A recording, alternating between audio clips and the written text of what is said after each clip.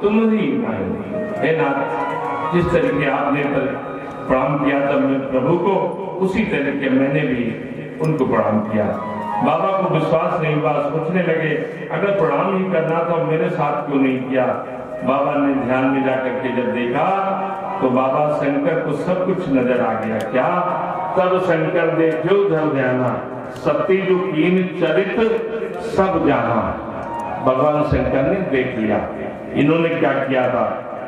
शंकर जी ने देखा सती ने मेरी माता का वेश धारण किया था और मेरे प्रभु ने मेरी सती को प्रणाम किया था, तो अब सती से मैं पत्नी का व्यवहार कैसे करूं। जब मेरे पिता ने माता के रूप में सती गई थी उनको प्रणाम किया, तो आज अब सती को हम अपनी पत्नी कैसे माने। यहीं से भगवान शंकर के मन में द्वेष आ गया और उन्होंने सोचा अब जो है हम पत्नी का व्यवहार इनके साथ में नहीं कर सकते। बाबा ने संकल्प लिया और कहा अब हम सती के शरीर से कोई संबंध नहीं रखेंगे। बाबा ने सती का त्याग कर लिया। यहीं पर बाबा ने सती को त्याग किया था। बाबा ने राम जी का ध्यान रखा और संकल्प लिया कि प्रभु अब हम सती के शरीर से कोई संबंध नहीं रखेंगे। और ये बाबा का बड़प्पन था कि इतना होते हुए भी बाबा ने सती का कोई अपराध नहीं माना।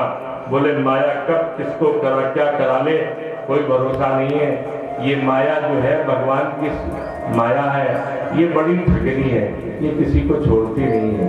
न शंकर जी को छोड़ा, न सती जी को छोड़ा, न ब्रह्मा जी को छोड़ा, न किसी देवताओं को छोड़ा, ये किसी को नहीं छोड़ती। ये नतमस्तक होती है आकर के तो मेरे ठाकुर के सामने होती है, बस इसके अलावा और कहीं ये नतमस्तक नहीं होती है। हर जगह हर किसी को अपने चरणों में झुका लेती है।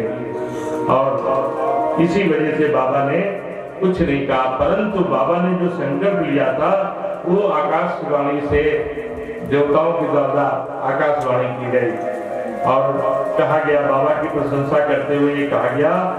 माँ को शक हुआ, बाबा से पूछा बाबा आपने ऐसा कौन सा संकल्प ले लिया जिसकी जो है आकाशवाणी हो रही है, बाबा सच सच बताना। बाबा ने सोचा अगर सती को मैं बता दूंगा तो इसको बड़ा कष्ट होगा, इसलिए चुप रहना ही बेहतर है, चुप रहना ही बेहतर है। और बाबा ने कुछ नहीं कहा।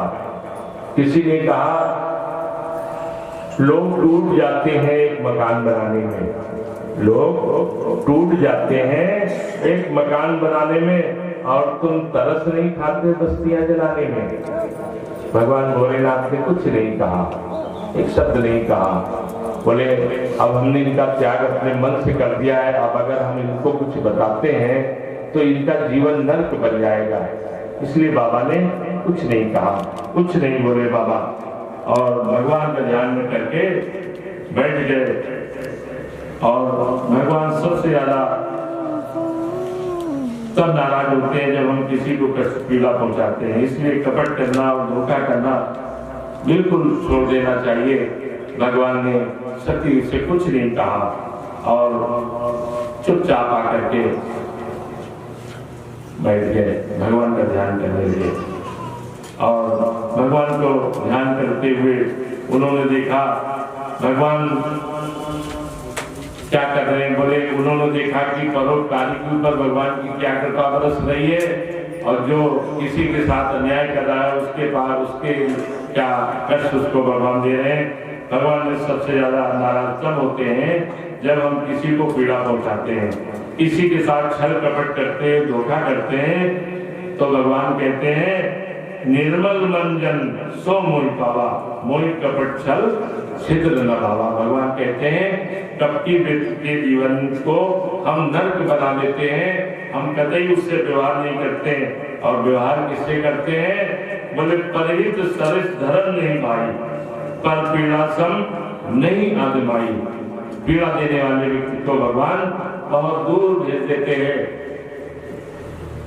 भगवान बहुत दूर भेज देते हैं। और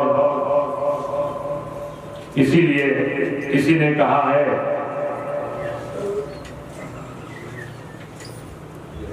उसको नहीं चाहिए कि दिखाना किसी का क्या है।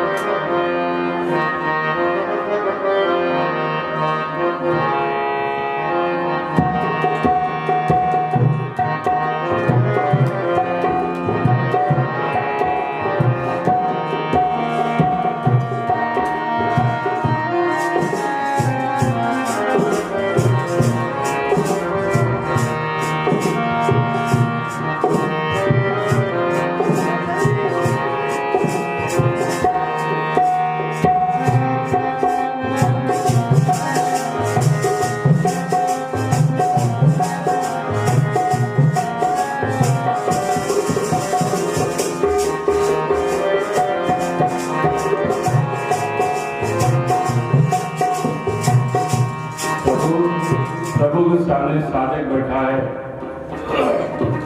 और साधक बैठ करके कह रहा है कुछ। क्या कहता है?